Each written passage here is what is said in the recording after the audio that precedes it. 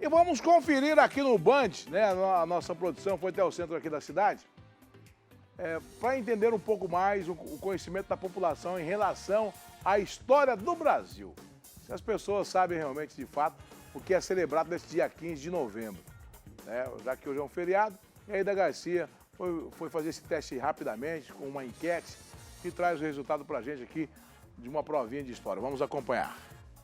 Olá, Brejinho, bom dia. Estou aqui, ó, com o calendário de 2021 aberto. 15 de novembro é feriado, mas comemora-se o quê? O que é essa celebração nacional neste 15 de novembro? Seja um banho de luz desdobrado sobre a larga amplidão destes céus, deste 15? Não sei. É feriado, né? Você sabe. Aham. Pra aula você não vai, mas tinha que ir. Mas eu só que não sei.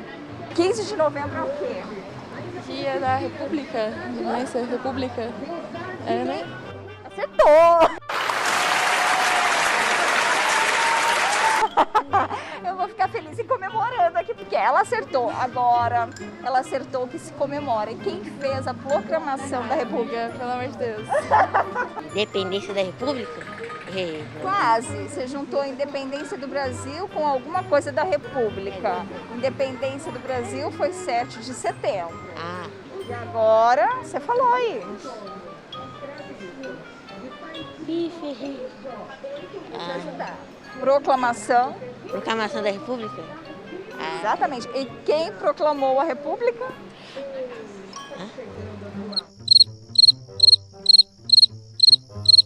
Esqueceu? esqueci. Programação da República? Exatamente. Ai, Quem fez a proclamação da República? isso aí eu não sei. Ficou muito atrás lá onde eu estudei. Brejinho, você percebeu que o povo precisa de aula de história. Olha só, 15 de novembro de 1889, quando a monarquia chegou ao fim. Mas esses e outros detalhes sobre a ocasião e o evento vou deixar para você aí no estúdio, que você está com o professor, então vamos à aula de História do Brasil. É com você. Obrigado à simpática Aida Garcia, nesse feriado da Proclamação da República, ela trazendo essa participação popular, e o Band é para isso, é para informar as pessoas, para que nós possamos entender cada vez mais as coisas boas de Campo Grande, Mato Grosso do Sul, do nosso Brasil. E recebemos aqui nos estúdios o professor Juliano Gordão, que é professor de História, nessa data tão especial da Proclamação da República.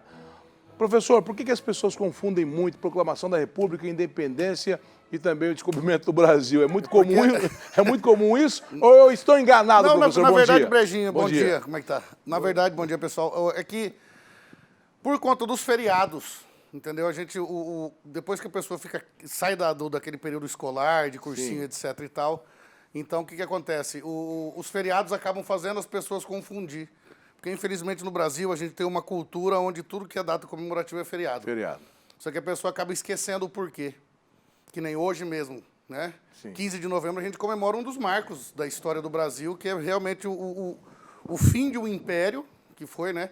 Aí durante 489 anos de monopólio sobre, primeiramente, o Brasil sendo colonizado, depois a independência, em 7 de setembro, que também é feriado, o descobrimento do Brasil, né? Era feriado até 1930, Getúlio Vargas que cancelou esse feriado.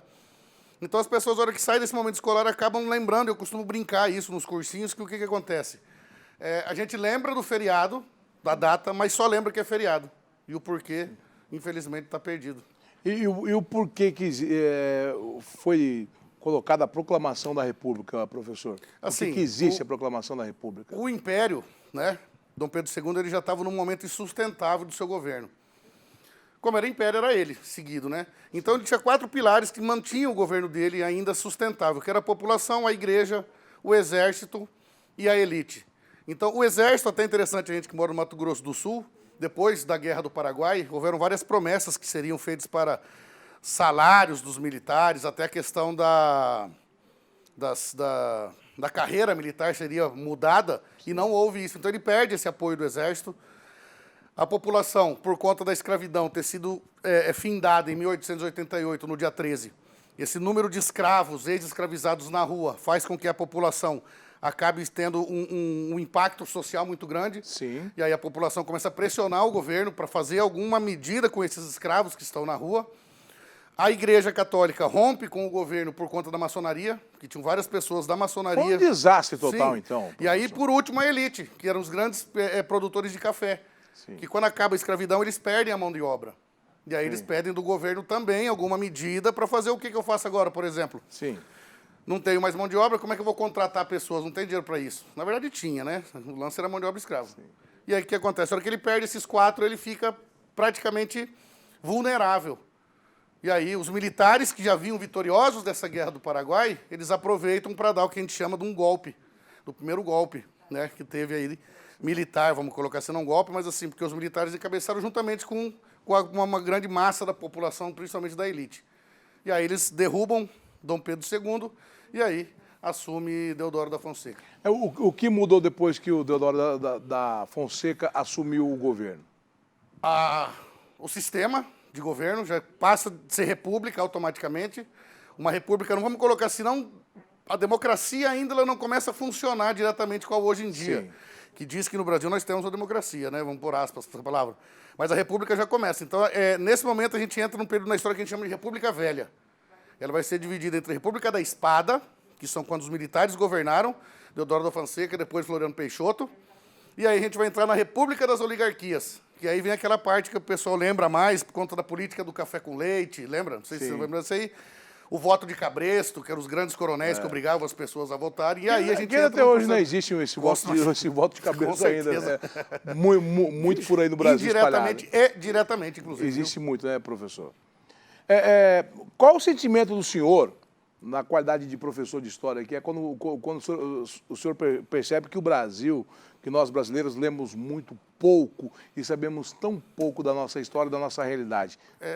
Eu acho assim, na verdade, pelas minhas especializações em história do Brasil, principalmente, é uma tristeza muito grande, sabe? Porque é uma história curta.